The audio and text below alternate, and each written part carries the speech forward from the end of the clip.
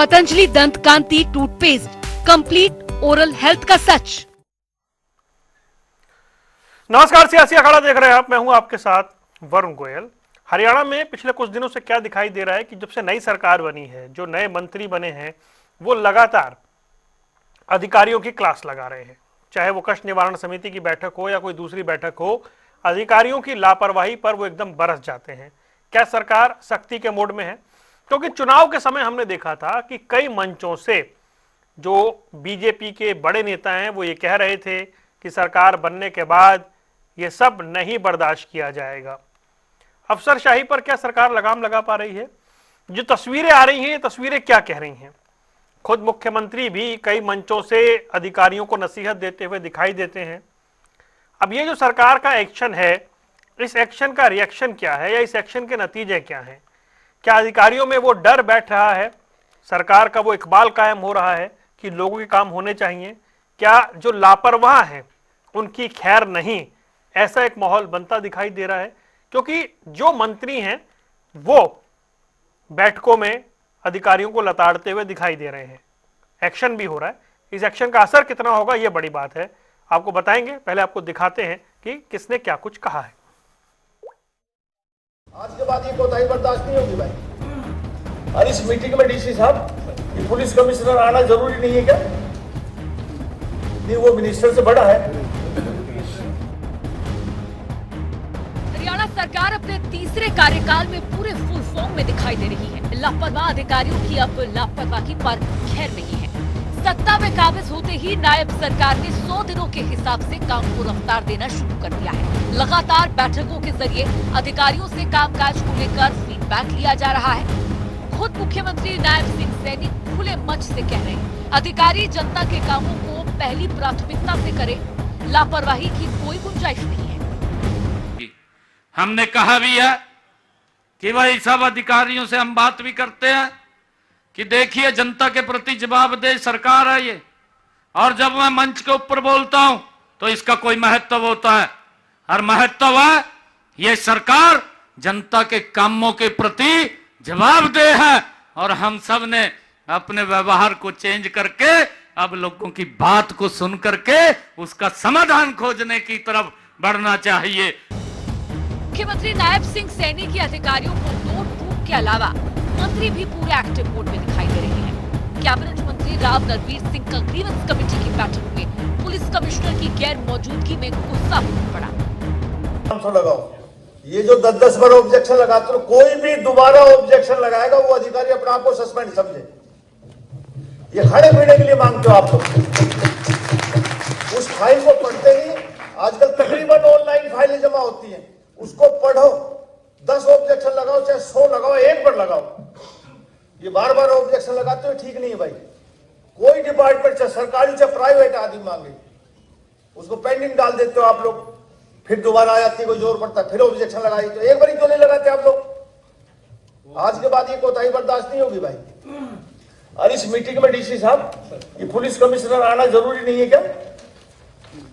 नहीं, वो मिनिस्टर से बड़ा है। आज के बाद भी कमिश्नर, जब यहाँ नगर निगम कमिश्नर F&B के बाबत, तो पुलिस कमिश्नर क्यों नहीं? आज के बाद मीटिंग पुलिस कमिश्नर जरूरी है। डीसीपी क्या करेंगे? अरे मैं मिनिस्टर हूं, पुलिस कमिश्नर मेरे से बड़ा है, लिखो इसमें। नायब सरकार लापरवाह अधिकारियों को लेकर पूरी तरह से एक्टिव है। सरकार ने लापरवाह अधिकारियों को अब जबरन रिटायरमेंट देने की तैयारी भी शुरू कर दी। इससे पता चलता है कि जो अधिकारी अपने काम के साथ धोखा करेगा उसकी अब खैर नहीं है। न्यूज डेस्क, जनता टीवी। 3 खास मेहमान हमारे साथ जुड़ गए हैं। राकेश शर्मा जी, प्रवक्ता भारतीय जनता पार्टी, वेद प्रकाश विद्रोही जी कांग्रेस का पक्ष रखेंगे, विजेंद्र रेड्डी जी इंडियन नेशनल लोकदल से हैं। आप सभी का स्वागत है। राकेश शर्मा जी, ये तस्वीरें, ये बयान हम सुना रहे थे, रणबीर गंगवा साहब का भी कल उन्होंने भी कुछ अधिकारियों की क्लास ली है, वो भी तस्वीरें थी। 2 चीजें हैं, सरकार आपकी है, अभी से नहीं है, अभी से 11वां साल कह लीजिए है, अधिकारियों की आप क्लास लगा रहे हैं, तो क्या अधिकारी सुन नहीं रहे या फिर आप ये सुनिश्चित करना चाहते हैं कि जो जनता के काम है उसमें कोताही बर्दाश्त नहीं की जाएगी, या फिर क्योंकि वहां कैमरे होते हैं तो जोश ज्यादा बढ़ जाता है? वरुण जी, सबसे पहले सभी जनता टीवी के दर्शकों को मेरा नमस्कार। जी। हमारे प्रवक्ता साथियों को भी नमस्कार। विषय ये नहीं है कि हम क्लास लगा रहे हैं, क्या कर रहे हैं। जैसा कि माननीय मुख्यमंत्री नायब सिंह सैनी जी ने कहा कि सरकार जनता के प्रति जवाबदेह है और निश्चित तौर पर समय समय पर अधिकारियों को इस बारे में चेताना यह भी जरूरी है कि वे जनता के काम समय पे होने चाहिए, उसमें किसी प्रकार की कोताही ना बरती जाए, किसी प्रकार का डिले ना हो। जैसे अभी आप दिखा रहे थे, नरवीर सिंह जी बोल रहे थे हमारे मंत्री कि भाई जो भी ऑब्जेक्शन है किसी भी फाइल पर आप एक बार लगाइए ना, 2 लगाने हैं, 3 लगाने हैं, 4 लगाने हैं, बार बार कोई व्यक्ति परेशान ना हो। जनता को, क्योंकि जनता के हित की सरकार है, हरियाणा के हितों के लिए हरियाणा की जनता ने बड़े चाव से तीसरी बार भारतीय जनता पार्टी की सरकार बनाई है और हमारी जवाबदेही जनता के प्रति बनती है। तो हम ये चाहते हैं कि जिस चाव से हरियाणा की जनता ने हमें तीसरी बार चुना है, उसी चाव से अधिकारी भी काम करें। अधिकारी भी अपनी पूरी जिम्मेवारी निभाते हुए जनता के प्रति अपनी जवाबदेही को तय करते हुए अपने कामों में कोताही ना बरतें, किसी प्रकार की परेशानी जनता को ना आए। इसलिए जनता मंत्री द्वारा भी, सरकार भी ये बार बार कहती है कि भाई अपने काम के प्रति सजग रहो और अपने काम की पूरी जवाबदेही दो। जो जवाबदेही सरकार की जनता के प्रति बनती है, अधिकारियों की भी बनती है, तो उसमें किसी प्रकार की कोताही ना हो। तो इसमें तो मेरे ख्याल से कोई गलत बात नहीं है। नहीं, मतलब ये नए कलेवर, नए तेवर, भाई सरकार तो आपकी लगातार है ना। मान लीजिए नई सरकार आई होती, लगातार है तो लगातार बदल के आई होती, तब तो कहते हैं लगातार ये बातें कहते रहे। लगातार है ये बात, ठीक है। पिछले 10 वर्षों से, 11 वर्षों से हम सरकार में हैं, तो हम लगातार ये बातें समय समय पर कहते रहे हैं, समय समय पर अधिकारियों को जागरूक करते रहे, चेताते रहे। तो जनता के प्रति किसी प्रकार की कोताही मत बरतिए, क्योंकि सब कुछ तो जनता का ही है। जनता के आशीर्वाद से, जनता के भरपूर आशीर्वाद से ये सरकार बनी है, तो जनता के आशीर्वाद से बनी हुई सरकार के में भी, और उसमें भी जनता को अगर परेशानी हो तो ये हमारी जवाबदेही बनती है, अधिकारियों को भी जवाबदेही बनती है।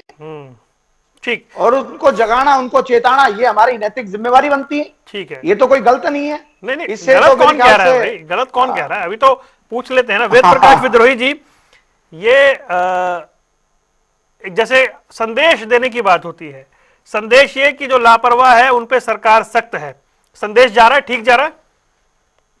वरुण जी, आपको, भाई राकेश जी को, भाई विजेंद्र जी को, आपके दर्शकों को और हरियाणा वासियों को इस नव वर्ष में जनता टीवी में पहली बार जुड़ने से आपको हार्दिक शुभकामनाएं। मेरा हाथ जोड़कर नमस्कार। बहुत बहुत स्वागत है। देखिए, हरियाणा में 3 महीना हो गया इस सरकार ने सत्ता संभाले। 16 अक्टूबर को संभाली थी, आज संयोग से 16 जनवरी है, पूरे 3 महीने। और 3 महीनों से ड्रामा हो रहा है। मैं ड्रामा क्यों कह रहा हूं, मुझे माफ करना राकेश भाई, 11 साल से आपकी सरकार है, आपके विधायक बने, आपने ड्रामा शुरू कर दिया, बर्दाश्त नहीं करेंगे, ठीक कर देंगे। फिर ड्रामा आपके मंत्रियों ने बनते ही शुरू कर दिया, ठीक कर देंगे, वो कर देंगे। फिर आपके ग्रीवेंसेस कमेटी के चेयरमैन बनते ही वही ड्रामा। 3 महीना होगा ड्रामे पे ड्रामा चल रहा है, पर फर्क तो कुछ नहीं आया। मैं बहुत दूर की नहीं जानता, क्योंकि मैं वही बात करूंगा जिसका मुझे प्रत्यक्ष जानकारी है। इनको सबसे ज्यादा सीटें भी इसी दक्षिणी हरियाणा की मिली है, 28 में से 21।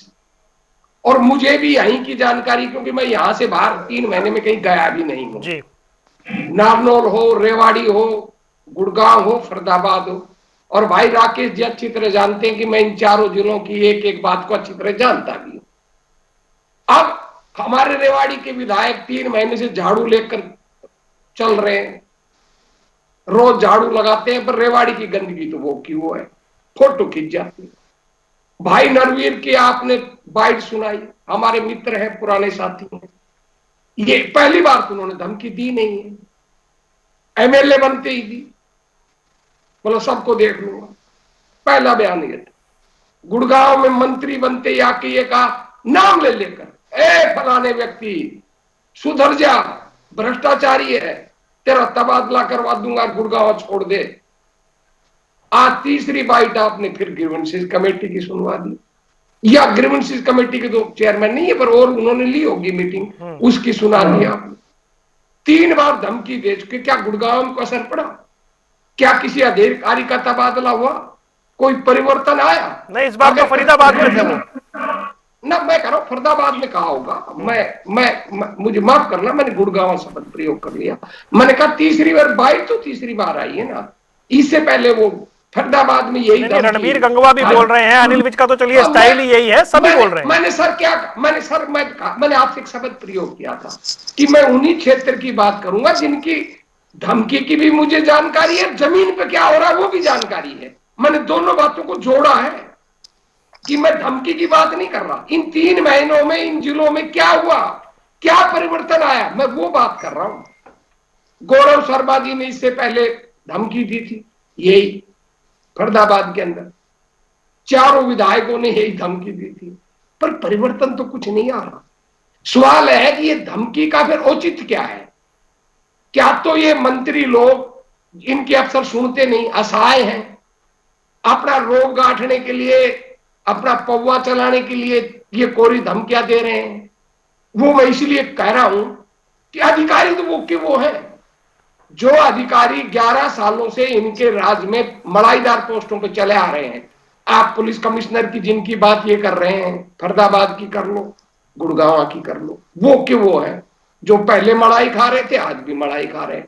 डीसीज की बात कर लो, वो के वो है, इस जिले से उस जिले, इस जिले से उस जिले। एसपीज की बात कर लो, एसडीएम की बात कर लो, अधिकारी नहीं बदले हैं। मुख्यमंत्री के कार्यालय की बात कर लो, वो के वो अधिकारी है जो सरकार चला रहे हैं, खट्टर जी की चला रहे हैं। जो राजनीतिक नियुक्तियां हुई है मंत्रालय के अंदर, वो के वो अधिकारी हैं या नेता हैं पार्टी के जो खट्टर जी के शासन में राज चला रहे थे। इसका मतलब है कि कंटिन्यूटी में राज भी है, वही राज चलाने वाले हैं, पर धमकियों का कुछ असर नहीं हो रहा। आम तो राज चलाने वाले जनता ने दिए ना विद्रोही जी, जनता ने आशीर्वाद दिया, तभी तो वो लोग राज चलाने के लिए आए हैं। सर मैंने आपको देखते तो आप राज चलाने के लिए आ जाते। सर भाई जब जनता ने आशीर्वाद दिया, अरे सर, तभी तो ये लोग दोबारा से तीसरी बार सरकार बनी। राकेश जिनको आशीर्वाद नहीं मिला वही तो सरकार चलाएंगे। राकेश जी, मैंने क्या पार्टी के मंत्रियों पर, मुख्यमंत्रियों पर कोई सवाल उठाया है क्या? मैंने अधिकारियों की बात की है कि राज चलाने वाले अधिकारी, मैंने मंत्रियों की बात ही नहीं कर रहा, ना मैं आपके नेताओं की बात कर रहा। मैं कह रहा हूं सीएमओ में राज चलाने वाले, जिलों में प्रशासन चलाने वाले। विद्रोही जी, अधिकारियों को समय समय पर चेताना गलत है क्या, ये बताइए। सर मैंने क्या कहा है? आप नहीं सुनना चाहते तो मैं चुप हो जाता हूँ, आप बोल ले भाई साहब। नहीं बोलिए ना, आप क्यों नहीं सुनेंगे? आप तो सुन इंतजार कर रहे हैं, एक एक करके जल्दी। मैं आपके हर सवाल का जवाब दूंगा, आप सवाल करिए। अगर मैंने आपके राज पर सवाल उठाया होगा, आप तीसरी बार नहीं आए तो आप सवाल करते। मैं केवल अधिकारियों की बात कर रहा हूं कि आप लंबी चौड़ी तो हाँक रहे हैं, पर यही अधिकारी अगर आज नालायक है तो कल भी नालायक थे, आज योग है तो कल भी योग थे। फिर आप इन नालायक अधिकारियों को ढो क्यों रहे हैं?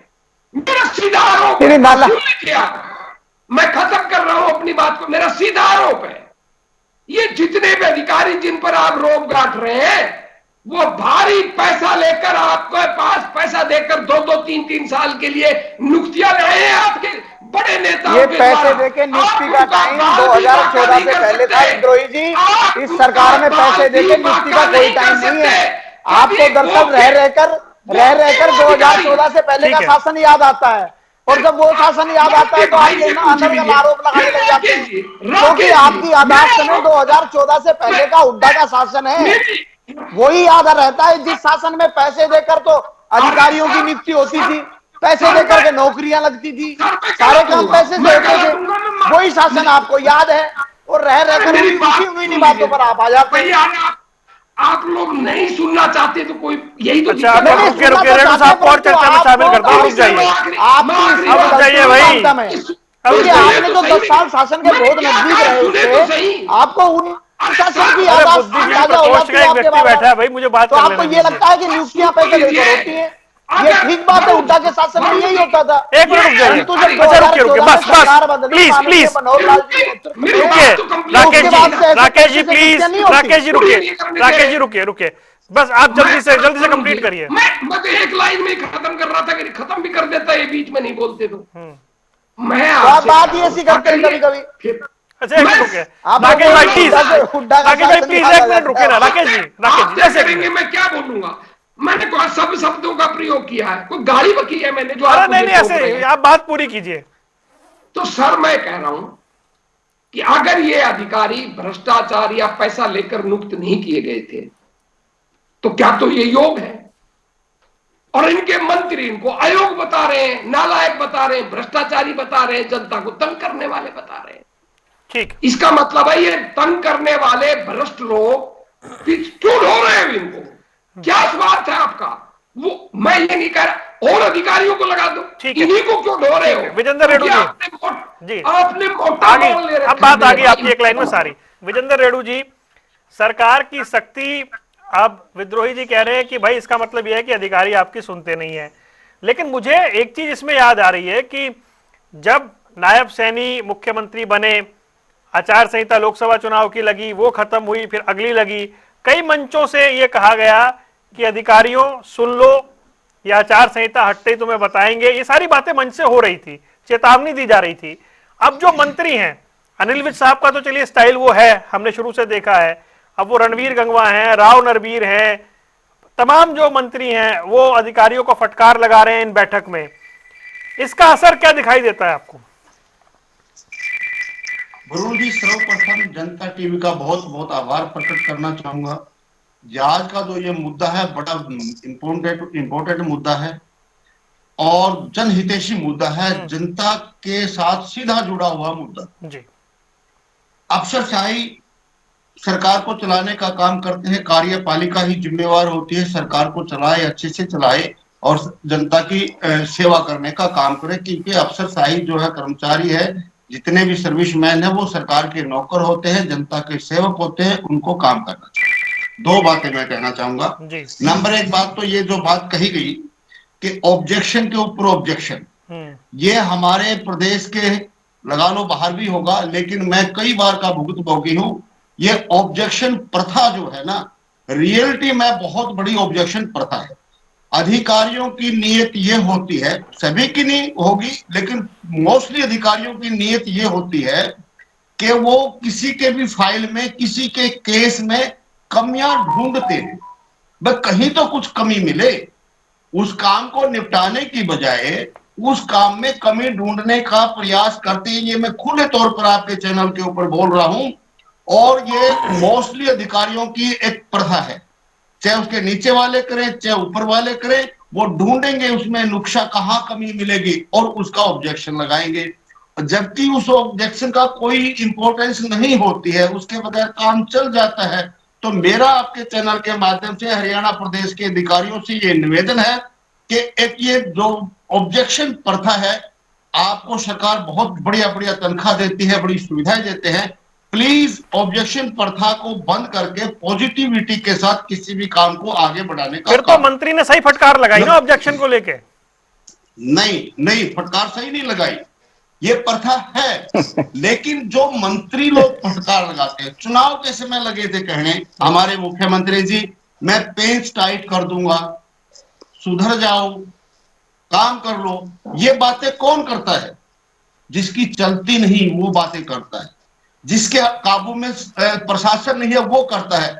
अदरवाइज तो मुख्यमंत्री की नजर होती है, मुख्यमंत्री नजर घुमा दे तो प्रशासन गिरता चला जाएगा। जिस प्रकार से चौधरी ओम प्रकाश चौटाला के शासन को याद कर लीजिए आप, एक बार अधिकारी की तरफ ऐसे देखते थे, सिर्फ कहते नहीं थे कुछ भी और काम सही हो जाया करते थे।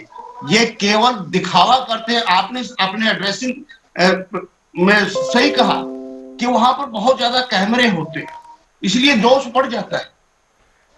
वो जोश दिखाते हैं पब्लिक को कि हमने देखो अधिकारियों को कैसे लताड़ लगा दिया, और ऊपर से अपने चहेतों को वहां बिठाते हैं। शाम को मीटिंगें होती हैं, सभी लेन देन होते हैं, पब्लिक के बीच में ड्रामा किया जा रहा है। आरोप लगा रहे हैं ना। अगर सरकार और वरुण जी, यदि सरकार और सरकार के मंत्री अगर सच्ची नियत से चाहे कि जनता की सेवा होनी चाहिए, तो किसी अधिकारी की, किसी कर्मचारी की कोई हिम्मत नहीं है कि वो जनता को परेशान कर दे।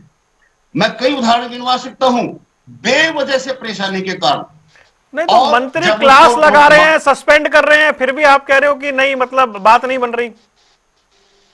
आखिर आखिर क्यों क्यों क्लास लगा रहे हैं? क्लास क्यों लगानी पड़ रही है? क्योंकि उनके हाथ में वो चीज नहीं है, उनसे आउट ऑफ कंट्रोल है, इसलिए क्लास लगानी पड़ रही है। नहीं तो मंत्री और सरकार की तो नजर काम करती है।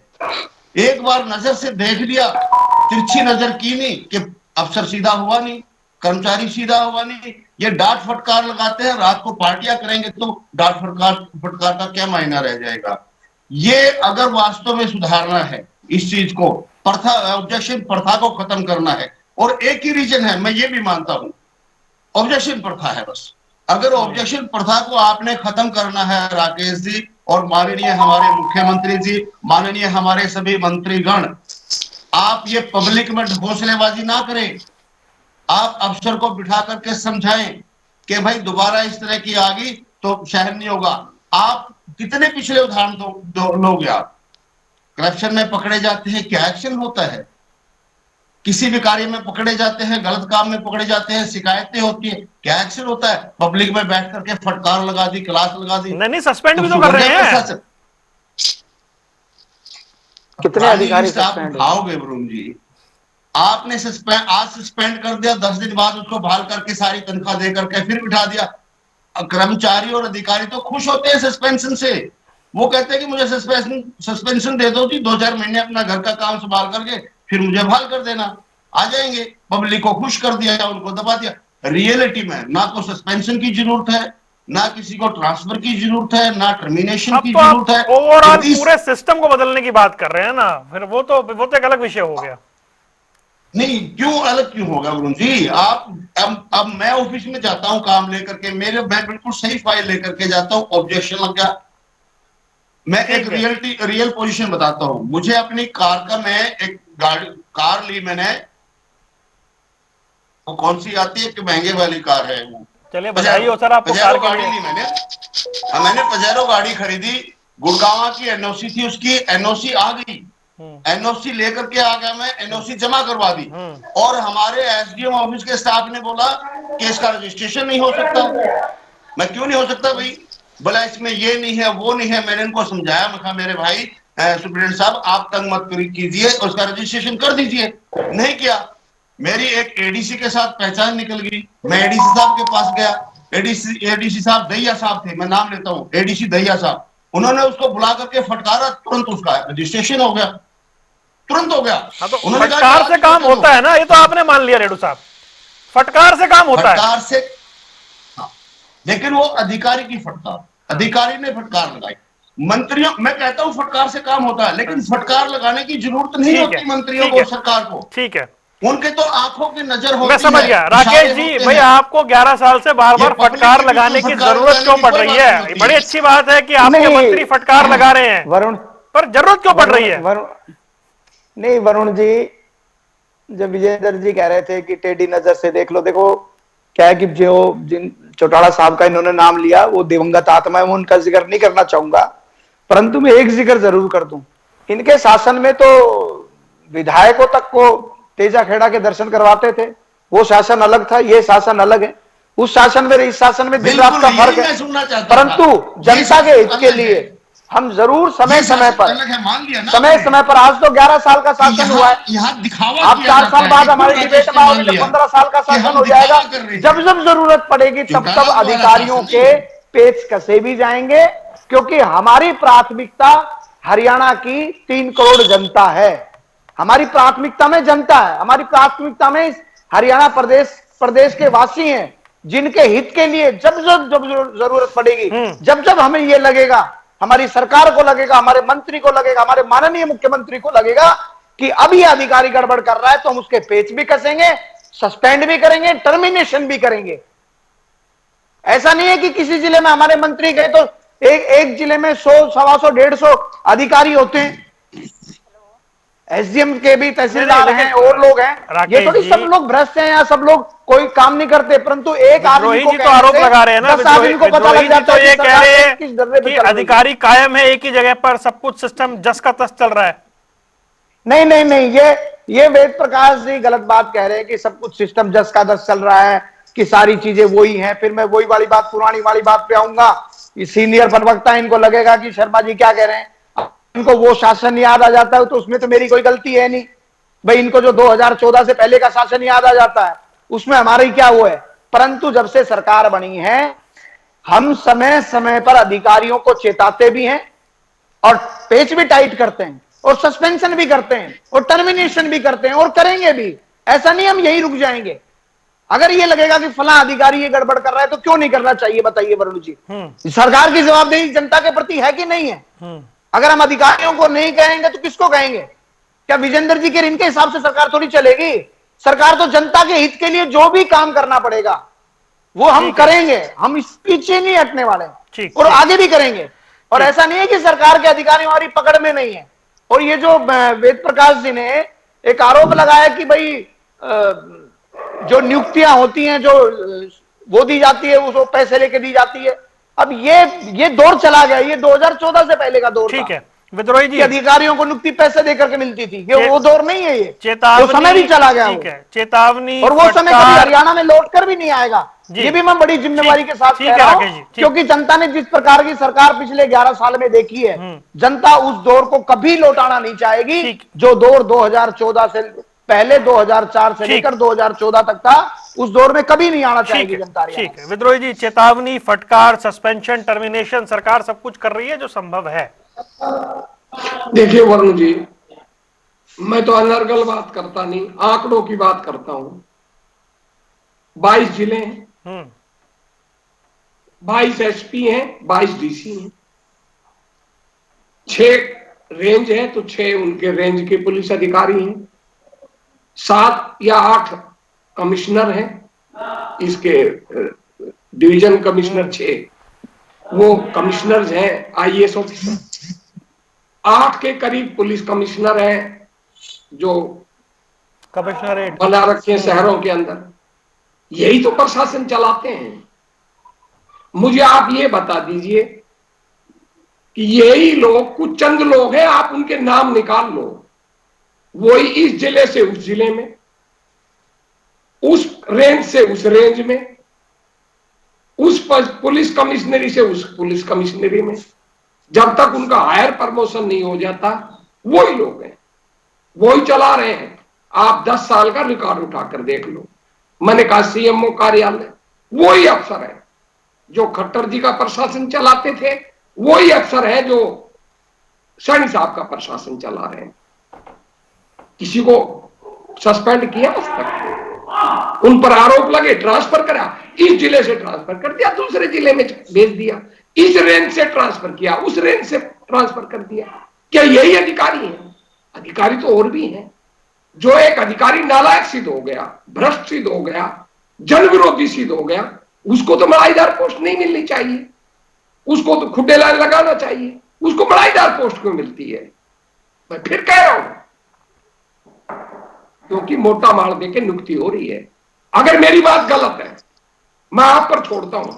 वेद प्रकाश जी, मैं फिर एक बार आपको इंटरप्ट करूंगा कि ये वही 10 साल के शासन का आप पर प्रभाव है कि आपने जो पोस्टिंगों को भी मलाईदार और बिना मलाईदार, खुड्डे लाइन और मलाईदार, ये मलाईदार की जो भाषा है ना, ये वेद प्रकाश जी मेरा इस पे ऑब्जेक्शन है।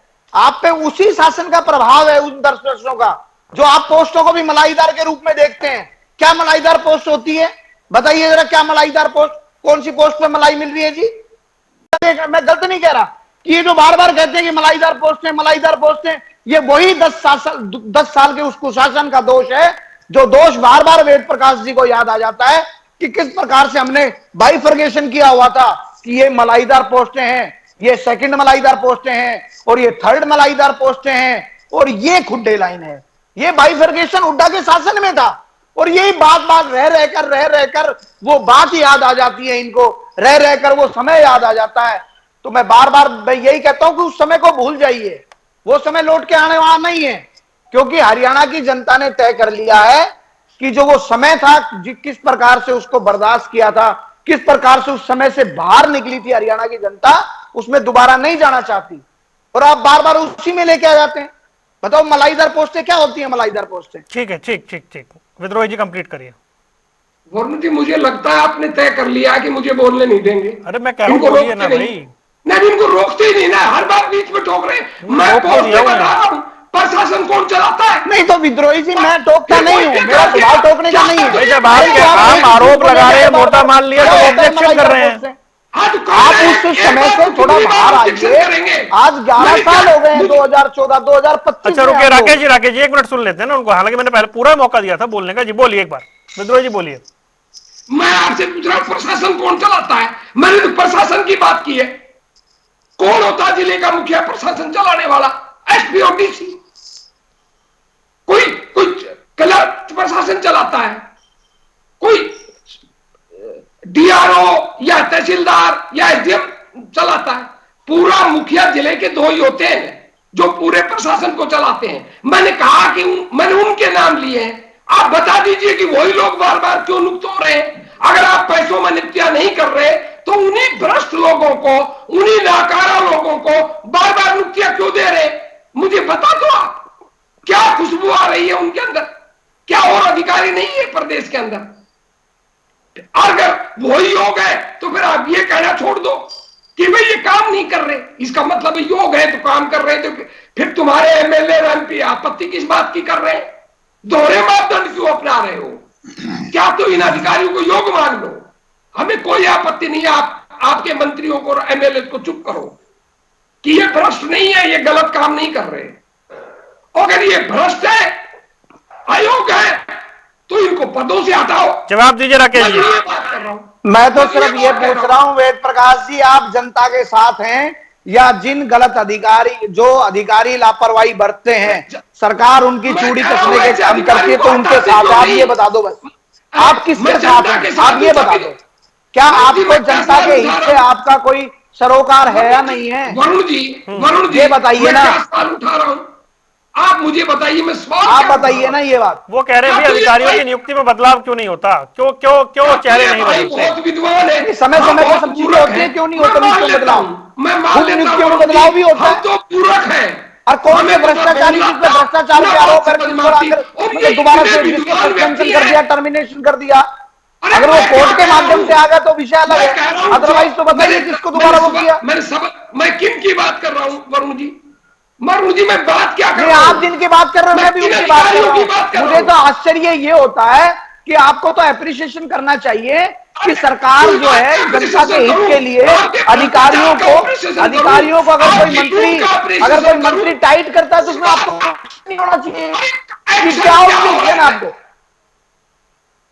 मेरा एक्शन क्या हो रहा है, मैं ये पूछ रहा हूं। अगर ये एक्शन होता है, सस्पेंशन भी किया हमने, कितने अधिकारी सस्पेंड भी किए, कितने अधिकारी हमने टर्मिनेशन भी किए, कितने अधिकारियों को हेडक्वार्टर भी लगाया, बहुत से अधिकारियों को किया है। अब आप ये चाहते हो कि सब चीज आपकी उसमें डाल करके आपकी परमिशन से करें, तो सरकार तो हम चला रहे हैं ना। रुक जाइए भाई, उनका कहना है बड़े लेवल पे, जिला अधिकारी लेवल पे आपने ऐसा कोई एक्शन नहीं लिया। किसको सस्पेंड कर दिया आपने? आपने कोई थानेदार को कर दिया, कहीं हौलदार को कर दिया, जिनकी कोई प्रशासन चलाने में औकात ही नहीं होती। अगर कोई सिपाही, मतलब आप क्या कहना चाहते हैं कि अगर कोई कल्प्रिट कोई व्यक्ति है तो उसके लिए दूसरे व्यक्ति को सस्पेंड करना चाहिए, उसको टर्मिनेट करना चाहिए, फिर किसी आपके चहेते अधिकारी को वहां लगाए हम? इसका मतलब ये हुआ ना आपका? तो मतलब जिस चीज के लिए डीसी दोषी नहीं है उसके लिए डीसी को, भाई वो कह रहे हैं कि तहसीलदार, नायब तहसीलदार इन पे एक्शन लेने से कोई फर्क नहीं पड़ने वाला है। नहीं वरुण जी, आप एक बात बताइए, साधारण सी बात पूछता हूं, अगर किसी जिले में कोई तहसीलदार लापरवाही करता है तो उसकी लापरवाही के लिए क्या डीसी का सस्पेंशन होगा क्या? पकड़े जाते हैं, या एसपी का सस्पेंशन होगा क्या? पहुंच रहा है, उन्हीं नहीं, वेद प्रकाश जी मेरी बात का जवाब दो। किसी जिले में अगर कोई तहसीलदार गड़बड़ कर रहा है, उसकी कोई शिकायत आती है मंत्री के सामने ग्रीवेंस कमेटी के अंदर, तो क्या उसके लिए डीसी को सस्पेंड करेंगे क्या? मैंने क्या कहा? जो व्यक्ति जिम्मेवार है उसको ही तो कहा जाएगा, उसी को तो किया जाएगा, उसी को तो चेतावनी दी जाएगी। वरुण जी, तहसीलदार पर अंकुश लगाने की जिम्मेदारी मंत्री की है, एमएलए की है या डीसी की है? मैं तो सवाल पूछ रहा हूं। अगर ग्रीवेंस में कोई मामला आता है, कोई सामने बात आती है, तो अगर हमारे मंत्री, अगर माननीय मुख्यमंत्री अगर इसके लिए उसको करते हैं तो उसमें दिक्कत क्या है? चलो ठीक है, एक मिनट, रेणु साहब के पास जा रहा हूँ, रुक जाइए, अटक गए हम यहाँ पे जी। करते तो मैं आपके बात का ठीक है समर्थन करता रेणु साहब, ये आपसे बात ये हो रही है कि उस स्तर के अधिकारियों पर तो कोई कार्रवाई नहीं हो रही, नीचे कार्रवाई हो रही है। जिस भी वरुण जी, देखिए, जिस एक भी मिनट रेणु साहब, अधिकारी के रेणु खिलाफ साहब, जो एक ऐसा मिनट, मामला अरे है, राकेश उसमें उस जी, अधिकारी पर कार्रवाई हुई रुकिए है। रुकिए रेणु साहब, राकेश जी प्लीज। हरियाणा प्रदेश में 48 एमएलए के साथ बीजेपी की सरकार बनी, मंत्रिमंडल का गठन हो गया। जब सरकार बन गई तो ये मेरी भी सरकार है, विद्रोही की भी सरकार है, हरियाणा प्रदेश की सबकी सरकार सरकार है, है। हम सरकार के साथ। प्रशासनिक अधिकारी भी हमारे बीच के अधिकारी हैं, विद्वान लोग हैं, बड़ी जिम्मेवारियां उनके ऊपर होती है, वो भी हमारे हैं, हम भी उनके साथ भी हैं। और जनता हमारी जनता है, हम भी जनता है, इसलिए हम जनता के भी साथ हैं, हम सबके साथ हैं, ठीक है। लेकिन राकेश जी, हम तो एक निवेदन करते हैं आपसे, आप प्रशासन को चेताइए, आप प्रशासन को जगाइए, आप सख्ती कीजिए। ये बात भी आपकी सही है, ग्रीवेंस कमेटी में यदि कोई रिपोर्ट आती है तो तत्काल जो भी जिम्मेवार होगा उसके ऊपर एक्शन भी लेना आपका सही बात है, एक्शन लिया जाएगा। लेकिन राव नरवीर सिंह जी की इस बात को मैं फिर दोहराना चाहूंगा, उन्होंने बड़ी अच्छी बात पकड़ी है, और पूरे प्रदेश की जनता और उन अधिकारियों की मार से जो परेशान है, वो एक ही बात है, ऑब्जेक्शन प्रथा। ये सही बात पकड़ी गई है। आप इस ऑब्जेक्शन प्रथा को यदि सही मायने में खत्म करवाने चाहते हैं, खत्म करना चाहते हैं, सही मायने में प्रदेश की जनता की सेवा करना चाहते हैं, तो इस ऑब्जेक्शन प्रथा को खत्म करने के लिए आपको अपने सीनियर ऑफिसर्स को, अधिकारियों को सचेत करना पड़ेगा। और वो दरबारों में चिल्लाने से नहीं, कैमरे के सामने बौखलाहट में कुछ कहने से नहीं होता है, उसको सही तरीके से करना होगा, तो तभी वो होगा। आपने कहा कि तेजा खेड़ा फॉर्म पर विधायकों को ले जाया करते थे, हरियाणा प्रदेश का एक आदमी प्रशासन को चला रहे ये बता दीजिए जो ये ना कहे कि चौधरी ओम प्रकाश चौटाला के शासन में प्रशासन पर बहुत बढ़िया पकड़ थी, प्रशासन कहना मानता था। चौधरी ओम प्रकाश, अच्छा मुझे एक बात बताइए रेणु साहब, मान लीजिए, चलिए खुले में नहीं धमकाते, ये तो डिजिटल का जमाना आ गया, कैमरे लग गए हैं, अगर कैमरे के सामने भी डांट दिया तो क्या गलत है भाई? डांटना ठीक ही है। नहीं गलत नहीं है, मैं गलत नहीं कह रहा, आप कह रहे हो कैमरा देख के डांट रहे हैं, लेकिन हाँ कैमरा देख करके डांट रहे हैं लोग, दिखावा डांट रहे हैं। ना की नौबत नहीं विजेंद्र जी, गलत कह रहे हैं। आज तो आपने खुला दरबार, कैमरे तो आजकल डिजिटल टाइम कैमरे तो रहेंगे, उसके बाद जगह एक रहते साल हैं। बाद आप कष्ट निवारण कमेटी में आएंगे, उस बीच में वो अफसर एक बार डांट खा करके चला गया, उसमें और भी जहर भर गया, एक साल बाद आएगा देख लूंगा, काम तो मुझे ही करना है ना, अधिकारी को ही काम करना है। उस डांट का फायदा क्या जो असर ना दिखाए, ठीक है, उस हल्दी का क्या फायदा? ये तो कुल मिलाकर आज की चर्चा का मूल है कि भाई डांट का असर क्या हो रहा है। शर्मा जी। वरुण जी, डांट का असर होता भी है, फटकार का भी असर होता है, समझाने से भी सारी चीजें होती है, काम होता भी है, पर जहां जहां आवश्यकता पड़ती है वहां थोड़े पेज टाइप्स करने भी पड़ते हैं। पर मेरे को बड़ा अफसोस हो रहा है कि जो हमारे विपक्ष के विद्रोही जी भी हैं, रेणु जी ने भी एक बात कही कि भाई आप प्रशासन को अगर हम नहीं थोड़ा सा टाइट करेंगे, जहां भी अगर कोई त्रुटियां हो रही हैं उन पे अगर संज्ञान नहीं लिया जाएगा तो ग्रीवेंस कमेटी के में जाने का कारण क्या है? अधिकारियों की बैठक में अगर कोई विषय ऐसा आता है उस पर अगर हमारे माननीय मंत्री और हमारे विधायक गण, माननीय मुख्यमंत्री अगर थोड़ी सख्ताई नहीं बरतेंगे, अगर संदेश नहीं देंगे, क्योंकि आप एक आदमी को अगर टाइट करते हो तो वहां बैठे हुए 100 आदमियों को भी लगता है कि हाँ भाई तुझे अपनी जिम्मेवारी निश्चित तौर पर उसमें कोई कोताही नहीं बरतनी, वरना अगली बार नंबर 13 भी आ सकता है। तो ये तो संदेश होते हैं, पर अफसोस ये है कि पता नहीं कांग्रेस किस उसमें अभी किस मुगालते में किस उससे बाहर क्यों नहीं निकल पा रहे हैं लोग। चलिए देखना चीज को एप्रिशिएशन करना चाहिए कि हाँ भाई सरकार बड़ी सख्ताई से शासन को चला रही है, उस स्तर पे असर दिखेगा तो वो अप्रिशिएट भी कर देंगे जब ऐसा मौका आएगा। फिलहाल आप तीनों मेहमानों का जुड़ने के लिए बहुत बहुत शुक्रिया। सियासी अखाड़ा देख रहे थे आप, रुक रहे कुछ देर के लिए, खबरों का सिलसिला लगातार जारी है।